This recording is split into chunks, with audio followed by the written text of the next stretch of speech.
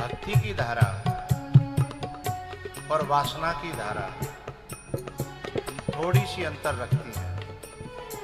गंगोत्री से हरि के द्वार की तरफ बहती है, वो भक्ति की धारा है, गंगा जी है, वो मन की वृत्ति है। जो हरि के द्वार की तरफ जाए मन की धारा तो भक्ति बन जाती है, और वही मन की द्वारा हरिद्वार की तरफ नहीं, घर द्वार की तरफ, परिवार की तरफ बहने लग जाए तो समझना वही भक्ति की जगह वासना बन जाती है।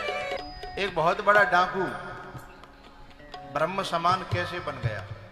वाल्मीकि भये ब्रह्म समाना, कैसे बन गया? संतों को लूट रहा था, समाज को लूट रहा था।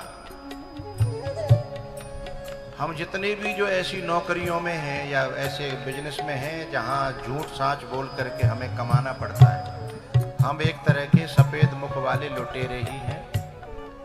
जहां हमें रिश्वत मिलती है हम लुटेरे हैं।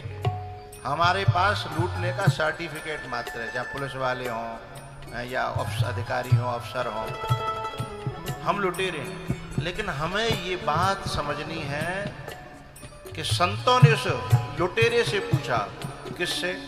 वाल्मीकि जी से। घर ये तो पूछा कि तू जो पाप कर रहा है और पाप से कमा करके धन उनको दे रहा है, तेरे धन में तो शामिल है वो, क्या तेरे पाप में शामिल है?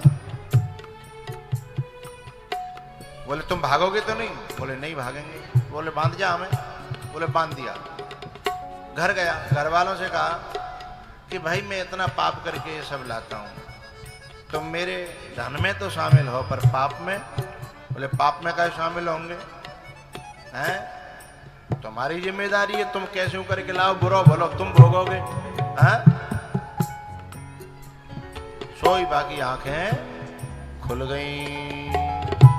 अब इससे बड़ा बेवकूफ और नादान व्यक्ति क्या कौन होगा कि पापे खुद भोगेगो हैं? और कर करके उनके लिए पाप करना पड़ रहा, किसके लिए?